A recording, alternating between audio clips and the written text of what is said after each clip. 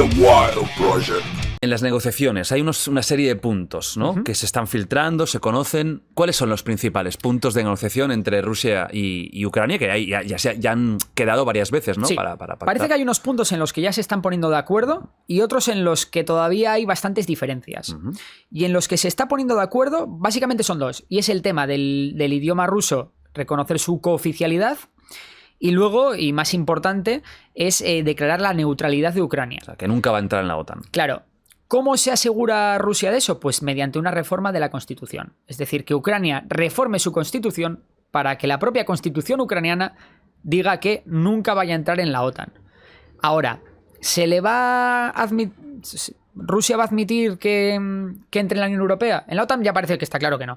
En la Unión Europea va a depender mucho de cómo vaya militarmente las cosas y lo que pueda pedir cada uno en función de cómo de bien o de mal esté yendo la campaña militar. Pero bueno, en eso parece que hay menos diferencias. La neutralidad parece que... Bueno, de hecho, Zelensky ya la había ofrecido antes de la invasión incluso. Y el tema del lenguaje ruso como oficial parece que no es un gran escollo. No. Sí es verdad que... Cuando seguramente la mitad de Claro. Ucrania ya hablaba ruso. Exacto, pero bueno, pues para que se enseñen las escuelas, pero al final Rusia lo que quiere es decir... La lengua, la lengua común, es muy importante a la hora de influir en otro país. Totalmente. Se ve mucho todavía con los lazos que le queda a España con Latinoamérica. Totalmente. Que gracias al español, pues tenemos las cosas, tenemos una influencia en Latinoamérica mucho mayor que la que igual nos correspondería, ¿no? Por posición 100%. geopolítica. Y luego, donde no están tan de acuerdo, donde parece que sí que hay más desencuentros, es en el tema del reconocimiento territorial. Básicamente lo que ha dicho Rusia es que Ucrania debe reconocer que Crimea es rusa, que en eso yo creo que podrían llegar a ceder los ucranianos, y luego reconocer la independencia de las repúblicas populares de Donetsk y Lugansk. Y ahí es donde está el mayor escollo, porque Ucrania no está dispuesta a ceder eso. Y una cosa que no he comentado antes, cuando repasábamos la historia de Ucrania, es que cuando Ucrania se independiza, firman los memorandos de Budapest. Que lo que dicen esos memorandos es, Ucrania cuando se independiza de la Unión Soviética tiene el tercer arsenal nuclear más grande del mundo. Hostia. Porque claro, todo lo que estaba de la Unión Soviética en territorio ucraniano era ucraniano. Claro. Entonces, Ucrania renuncia a todo ese arsenal nuclear, se lo transfiere a Rusia a cambio de integridad territorial. Es decir, que me aseguras de que, oye, Ucrania va a ser independiente, de que no me vas a invadir, no sé qué.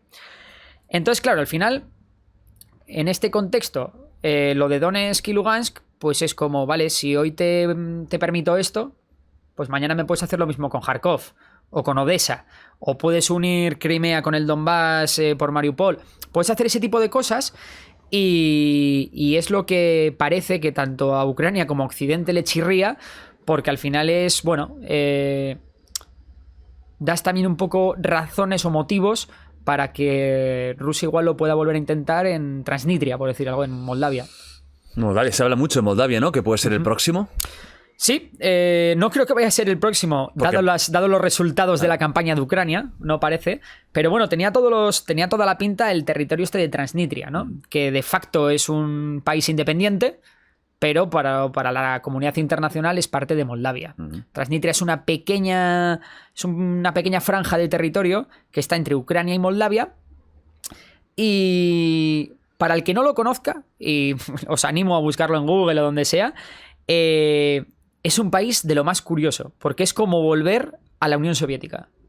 ¿Sí? Es como volver a los años 80. Pero a nivel estético... O sea, a nivel cemento, ¿no? Cemento puro. Cemento ahí, cemento soviético. Siguen siendo unos nostálgicos de la Unión Soviética. Tú vas para allí. A nivel ideológico también. A nivel ideológico, a nivel simbólico de todos los monumentos, etcétera. Está por ahí Lenin, Stalin, están por ahí. Stalin no, pero es pura... De hecho, ya sabes que Stalin se borró bastante su memoria incluso de la propia Unión Soviética. Pero vamos, que es puro sovietismo, ¿no? Es Transnistria. Yo os animo a buscar... Es como un museo, ¿no? Es como un museo. Mira, me gusta mucho. Es como un museo. Yo animo a la gente a que lo busque porque no os va a dejar indiferentes, porque realmente es como retroceder 30 años en el tiempo. Ajá. Transnistria. Qué curioso. Sí. Y era el próximo que decían que a lo mejor Rusia intentaba... Exacto, porque el gobierno de Transnistria también es muy prorruso. Claro. Es un estatus que tiene muy parecido a lo de Donetsk y Lugansk, que al final de facto son, o como Abjasia en Georgia, son territorios que no están controlados por su país, que en la comunidad internacional no se reconocen como independientes, pero que de facto lo son. Claro. Porque tienen su propio gobierno y tienen sus propias milicias, sus fuerzas armadas, y pues ellos se lo guisan y ellos se lo comen. En el caso de Transnistria, claro, también están en parte en los años 30 porque están completamente aislados. En los años 30, hace 30 años quería decir, en los años 90.